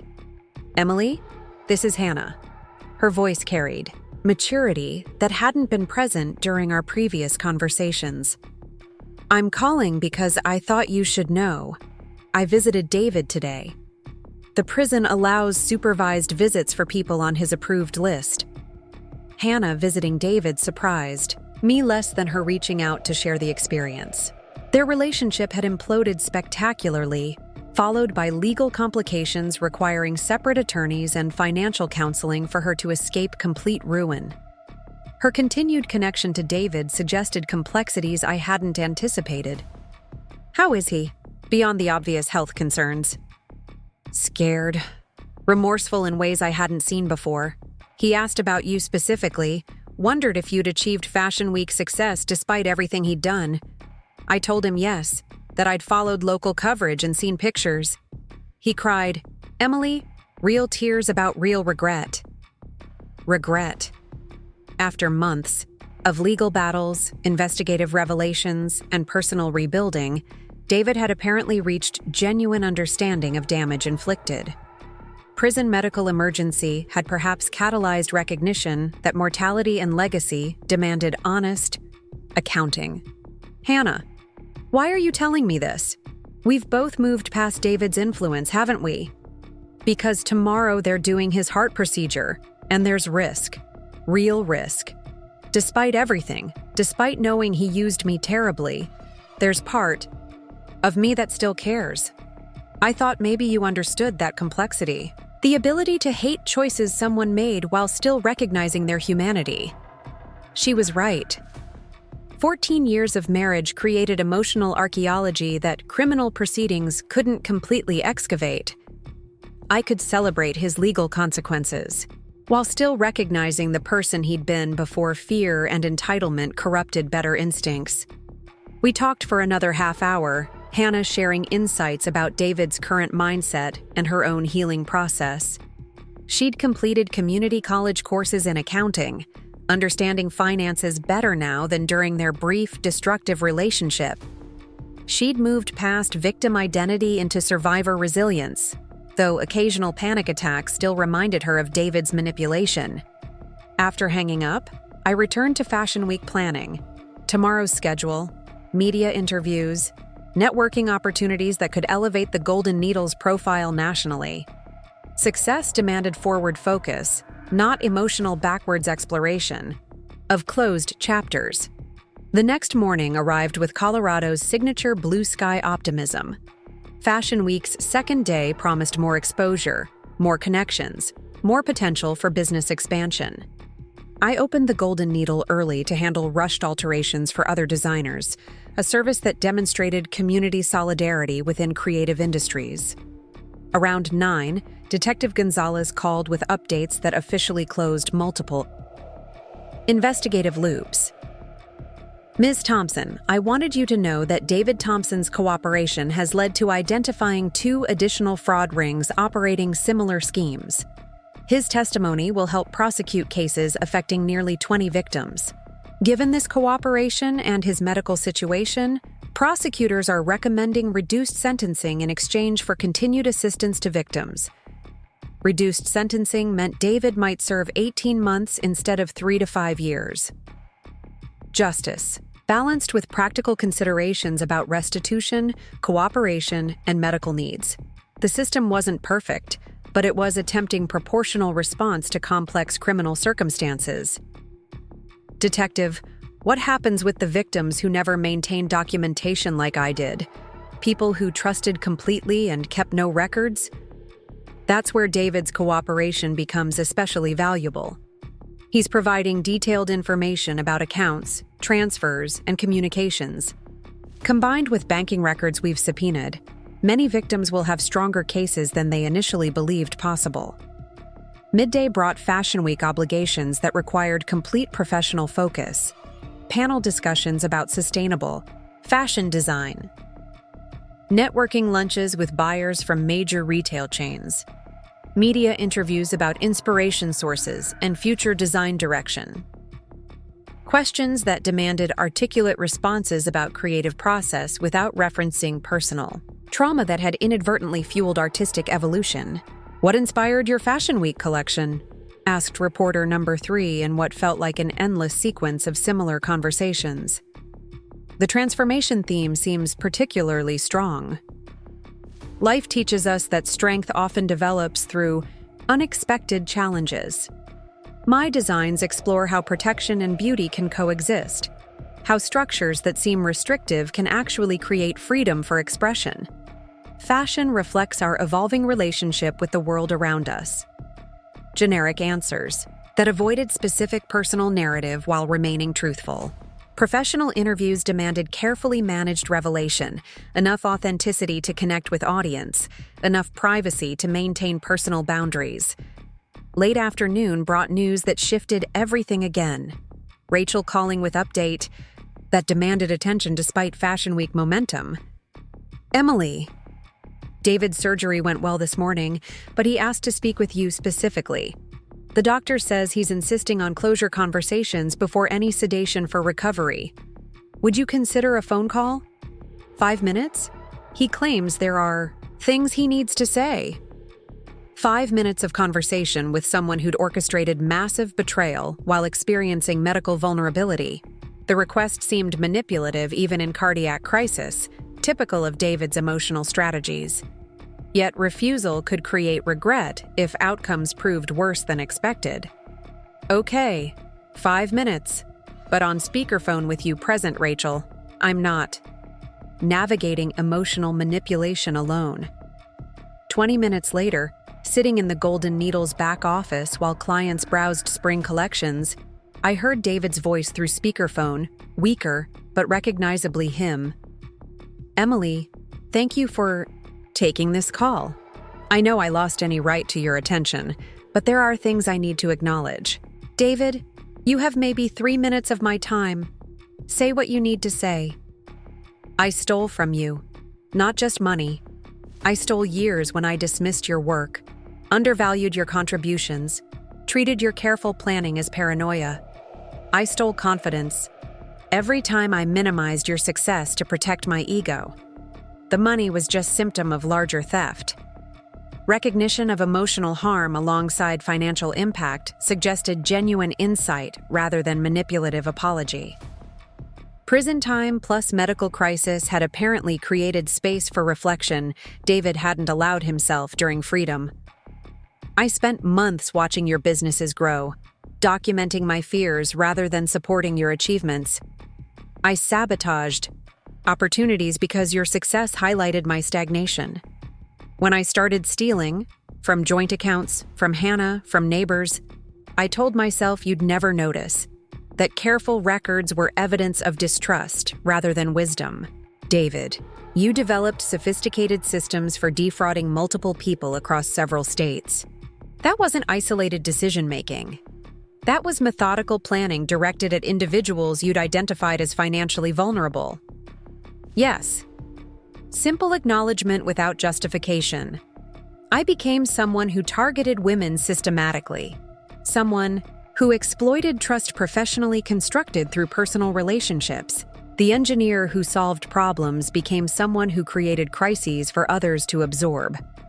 Our conversation continued with unexpected honesty, David describing his progression from confident professional to desperate criminal, acknowledging how his dismissiveness toward my business success stemmed from insecurity about his own stagnating career, admitting that Hannah represented escape from accountability rather than genuine connection. "Emily, I know restitution will never compensate for time lost, security questions, legal stress, but Fashion Week success, business expansion, you built something genuine despite my interference. Maybe because of needing protection from it." The 5 minutes extended to 12 before medical staff interrupted for mandatory rest. David's voice carried fatigue mixed with relief, someone unburdening confession after months of legal positioning and emotional defense. After hanging up, Rachel and I sat silent for a moment processing honest conversation with someone we'd both lost to. Criminal behavior. "Emily, do you think he's truly changed? Or is this medical fear creating temporary clarity? Maybe both. Prison and health scares can force perspective that regular life allows us to avoid. But sustaining that insight requires daily choice, consistent action. David spent 18 months planning deception. Change demands equally sustained commitment to honesty. Evening brought Fashion Week's closing celebration, professional networking amplified by champagne optimism and creative community bonding. My phone remained silenced to preserve focus on opportunity rather than distraction. Tomorrow would bring follow-up responsibilities, but tonight deserved full presence in achievement. Emily Thompson approached someone I didn't recognize, carrying business card and practiced smile. Julia Martinez from Nordstrom's Buyer Development. Team, we've been researching emerging designers, and your collection represents exactly the innovative thinking we're seeking for our boutique concept. Department store interest, national retail exposure, business conversation that elevated, the golden needle beyond local success into broader fashion industry consideration. Validation that creative work could transcend personal circumstances inspiring it.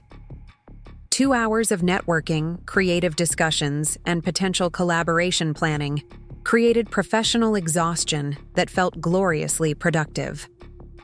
Fashion Week had delivered beyond expectations, exposure, contacts, and concrete opportunities that could reshape business trajectory entirely.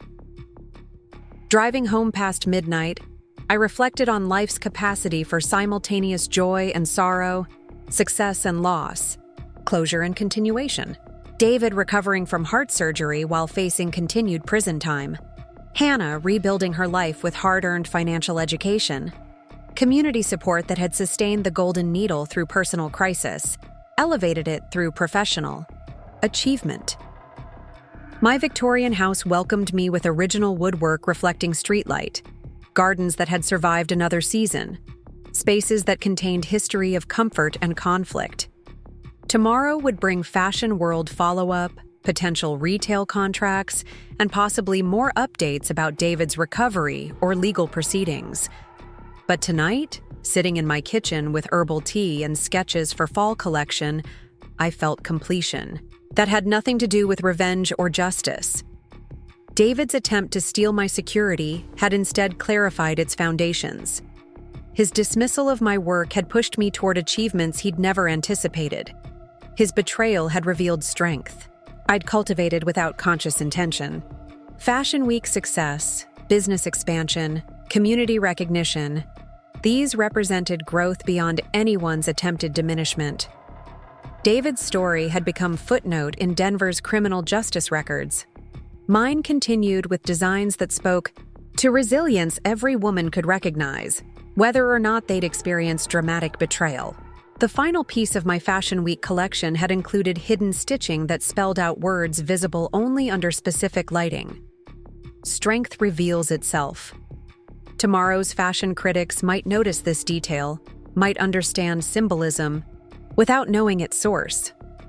Or they might focus on technical execution, commercial viability, market potential. Either way, the message existed, like evidence folders maintained during marriage decline, like careful asset separation despite pressure for combination, like business records that demonstrated independence without announcing vulnerability. Success hadn't required revenge, just persistence. Protection hadn't demanded isolation, just boundaries. Moving forward hadn't meant forgetting, just refusing to let others' mistakes define future possibilities. In the morning, the golden needle would open for regular business. Clients would arrive seeking transformations for special occasions. Media follow-up from Fashion Week would create new opportunities. And somewhere, David would wake in prison medical wing, facing consequences that were his responsibility to process, not mine to track. Life continues. Business grows. Creativity evolves. Community supports. Challenges provide unexpected strength. And sometimes the biggest betrayal becomes catalyst for achievements beyond anyone's imagination. especially those who tried to write your ending without understanding you'd already been writing your own beginning. Fall designs were already calling, sketches that explored themes of renewal rather than resilience, hope rather than protection. David's chapter in my life had closed definitively. The Golden Needle's story was just entering its most exciting phase. Tomorrow held promise without precaution. Tonight held peace without vigilance. And that progression from survival to thriving represented the most satisfying outcome I could have imagined when first reading David's cruel text message 9 months and lifetime ago. Fashion Week was complete. Legal proceedings were settling. Business expansion was beginning. Life was demonstrating its infinite capacity for complex beauty when examined with clarity rather than fear. The future remained mine to design, stitch by careful stitch, without anyone attempting to steal the patterns. Up next, you've got 2 more standout stories right on your screen. If this one hit the mark, you won't want to pass these up. Just click and check them out.